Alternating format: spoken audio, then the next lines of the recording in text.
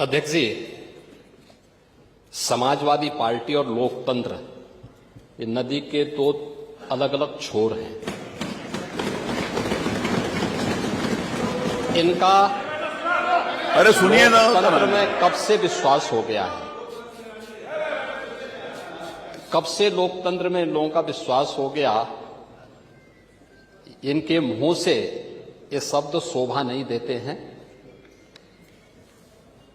स्वाभाविक रूप से संभल में जो नंग तांडव इन्होंने समाजवादी पार्टी सरकार के समय किया था, आज जब वहां पर उसका शुद्धिकरण का अभियान चल रहा है, तो अगर आपको हवन डालना है तब तो ठीक बात है, लेकिन अनावश्यक रूप से हर एक जगह न्यूसेंस क्रिएट करना, अपनी नकारात्मकता से उस क्षेत्र के विकास को अवरुद्ध करना, संभल हो, बहराइच हो या गोरखपुर, ये समाजवादी पार्टी हर जगह यही करती है।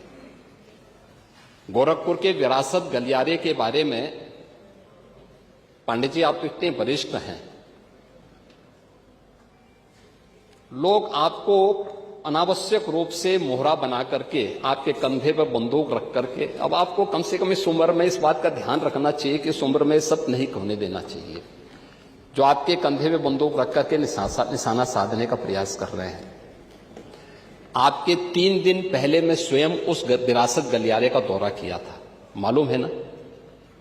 मैं एक व्यापारी से बात किया था और बातचीत करके, वो गोरखपुर की सबसे पुरानी मंडी है, आप तो गोरखपुर में पढ़े भी हैं, और सबसे पुराना बाजार है, लेकिन कंजेशन होने के नाते, अवैध कब्जा होने के नाते वहां पर उस कंजेशन को दूर करके आज सड़क बनाई जा रही है। आप लोगों ने अपने समय में तो कुछ किया नहीं। वहां के मासूम बच्चे दम तोड़ते थे बीमारी से, इंसेफ्लाइटिस से 700 से लेकर 1500 बच्चों की प्रतिवर्ष मौत होती थी। आपकी विधानसभा के भी और सिद्धार्थनगर जनपद के भी सैकड़ों बच्चे मरते थे। कभी आप लोग कुछ नहीं किए, विकास के लिए आप लोग कुछ नहीं किए। अपने समय में विकास का आपका कोई एजेंडा नहीं था।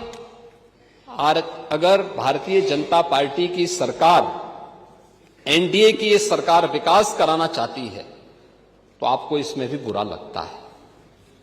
और वो विरासत गलियारा उसी पुराने बाजार के पुनरुद्धार करने को, जिससे वहां के, आपको मालूम है, वहीं पे गोरखपुर का घंटाघर भी है, गीता प्रेस भी उसी से सटे हुए क्षेत्र में है, और गोरखपुर का सबसे प्राचीन बाजार भी, जो मार्केट है, उसी से जुड़ा हुआ है।